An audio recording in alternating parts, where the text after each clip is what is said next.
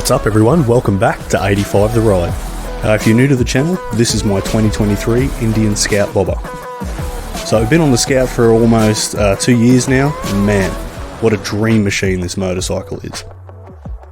I've ridden a huge variety of bikes over the years, always take the opportunity to test ride or jump onto someone else's bike, but for me, nothing comes close to how enjoyable this thing is to ride. Though nothing's perfect, there are a couple small dislikes and changes I'd make with my model Scout. Most of that though comes down to personal preference, but I'll touch on those a little bit later in the video.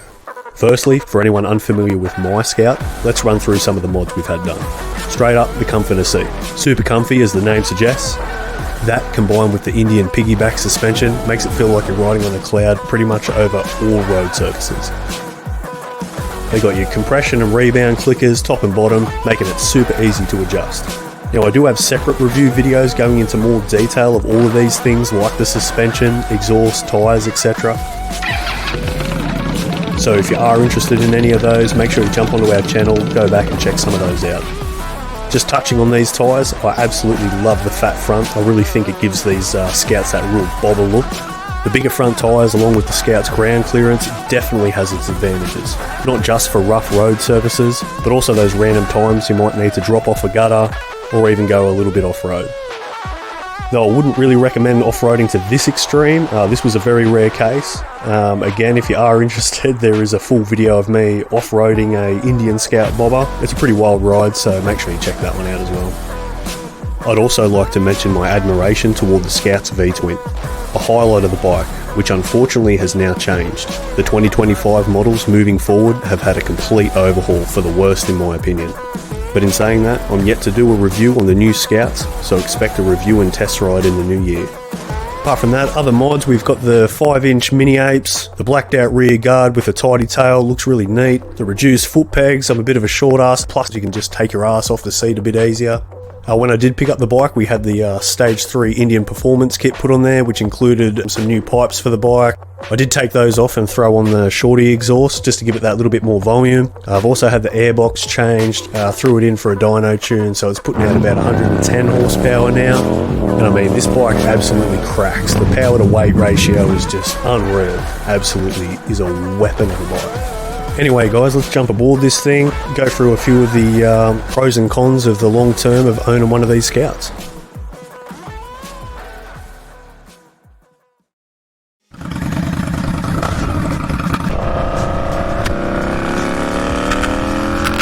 Alrighty guys, so much fun to ride. I mean, that's a given with the Scout. I haven't met one person that has ridden a Scout or owned a Scout that has had anything negative to say about it. Everyone just says it's one of the funnest, if not the funnest bike they have ever ridden, and I feel that. I mean, even without the dyno, like this thing's obviously riddled with power, but if you wanted that little bit more, obviously go get a dyno, maybe change the airbox, even just the air filter to a K&N or something like that. One thing I've noticed my bike over other Scouts, like your stock Scouts and that, is the response. I mean, the power's always there. I really want to open it up right now, but I think we're going to head out to Hez, where I did my first review, so that we can. So that's all abandoned road. We're out on public road right now, so I've got to take it easy. Oh, this thing is just so easy to ride, so fun. Just a beautiful, beautiful machine. So one thing you guys will notice straight away is obviously the setup. One thing they've moved away from with the 2025. Again, as I've said, I haven't test ridden it yet, but I have seen the bike in person. They've completely changed this dial setup to more digital, which personally I'm not a fan of. I was stoked that this bike had your old school dial. I absolutely love it. The simplicity of this bike is in all the right places. Looking into the 2025 Scout, I'm just not a fan, man. Like, again, things might change once I test ride it, but it's one of the reasons I steered away from the Chief. I did test ride the Chief. I steered away from that for a lot of reasons. One, it being air cooled, the type of riding I do. This is liquid cooled, always running in town. We live in Australia where it's hot all the time. Right now it's overcast and man, she's muggy. We're in summer at the moment and you can feel it. I've gone riding with other Chiefs and that when we've gone for little rides in town, and you're sitting at the lights and it's like, dude, I can feel the heat coming off your bike, something fierce. A bike that you want to get for more open road stuff, longer rides. Not saying that this thing can't handle it, that would just be a lot more of a cruisier ride. Obviously that's what it's built for more so. I do take this thing on long rides, probably the longest, again with my back, would be like a 3-hour ride. That's pushing it for me personally, but the Scout can do it, no worries. I've had people message me over the years now, you know, can this thing sit on 110 on the freeway? Yeah, absolutely it can.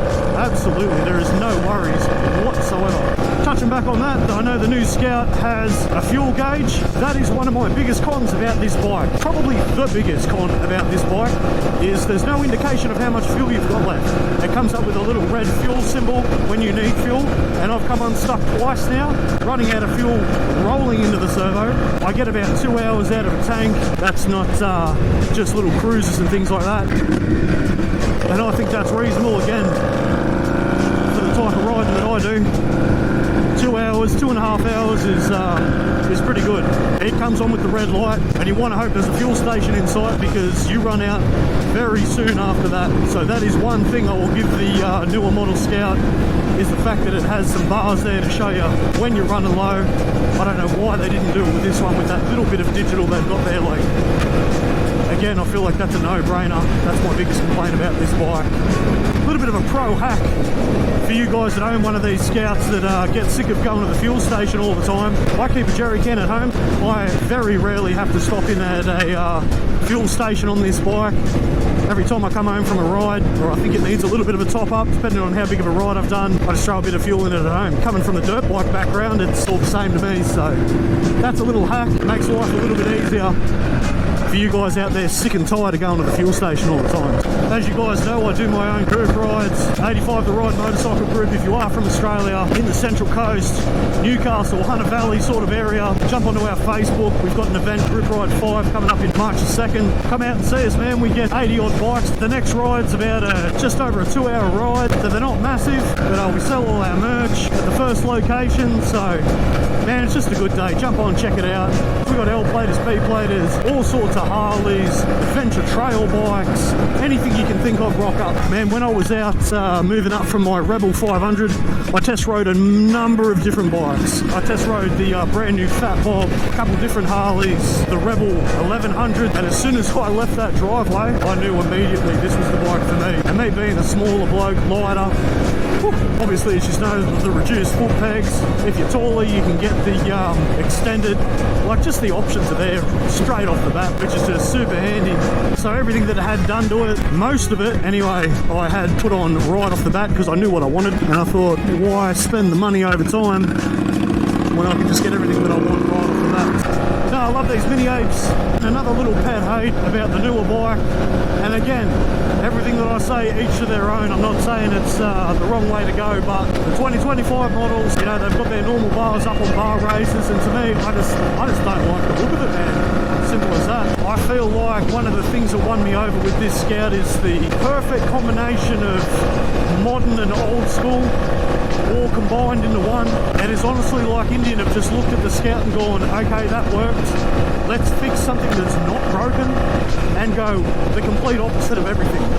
So everything that's old school on this bike is now modern and vice versa. And to me, it just doesn't work. The digital dial, again, people would love it. You know, get maps up on here where I just don't want it. I love the look of this. If I want maps on the very rare occasion that I use maps, I've got a quad lock, I'll just put the phone on the bars and I use it that way. Push button start. Again, I just don't think it's necessary. I love that old school part of this bike where it's a key start. Give me that old school, man, where in my opinion you just don't need it. The tank goes more of a teardrop, droopier, rounded, takes away all this beautiful looking tank. I love this key open, fatter tank with the, I love it. Like, I love it. Why would you change this? It's mind-blowing to me. I could go on and on, but this isn't a review on that bike, so I'll save that more for that review. Oh, this bike is just so fun. I love it. Love it, love it, love it. I might sound over the top, but don't talk smack unless you've ridden one of these things, eh? So another thing to look out for if you are looking into one of these Scouts, or if you own one yourself, battery life. Personally, I've got nothing to complain about. I was warned heavily by the dealership and multiple people that own the Scouts and things, put the bike on trickle charge every single night. Now, I have never done that once. The dealership especially warned me heavily that these batteries will die.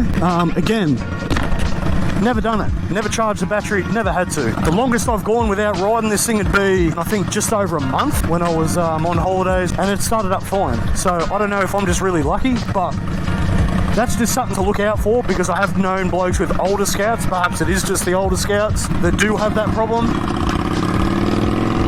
But yeah, I've never had that issue.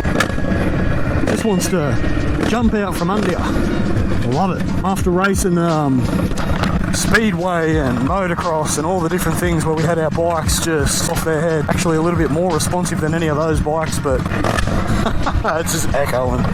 This thing's stupid loud, but man, I do want to do some other things to this bike, so I definitely want to black out these badges. I think that's a given now. As most of you know, we just moved houses, so I haven't gotten around to it, but I have smaller little bullet lights for the front and rear of this thing. Get rid of these yellow. I did like them, but I'm kind of over it now. There's not much more I want to do to it. I just love this thing. In the future, I'd love to get a Vance and Hines that wrap up and around, which now that I'm looking at it, 2025 model, these dual pipes go into one big, fat, stupid looking pipe. Why? I don't know. And you might be a fan of it, all good, but for me, why?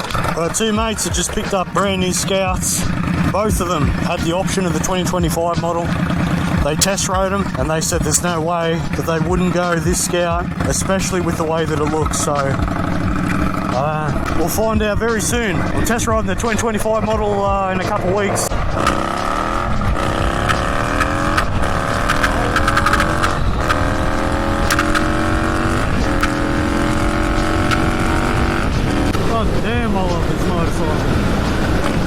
One other thing that takes a little bit of getting used to, I mean it did for me anyway, when I mentioned it in one of my other previous reviews, I did get a little bit of shit talk back from it, which the cable clutch, after coming from a hydraulic clutch, took a little bit of getting used to for me. Now that I'm used to it and I've had this bike in some tricky situations, particularly off-road, not that you're going to take this thing off-road too often, but now that I've had a bit of time with the bike, the cable clutch is the way to go for sure. I'll admit when I'm wrong, and I think, yeah, that was one big thing that I was wrong with.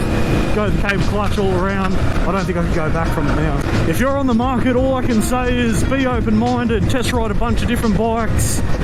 And this bike is not going to be for everyone. Like, it is what it is. Not everyone has the same feel, the same taste. I would be surprised if this is the style of bike you're into and you can get on this thing and say, nah, so be it. But that's my advice for you guys out there looking for a Scout. This is the long-term review. This is a fun bike. It's been nothing but reliable. I wouldn't change a thing, except have a fuel gauge maybe, but that's definitely not a make or break. Yeah, that's a review, guys. I hope you enjoyed the video. I'll catch us in the next one.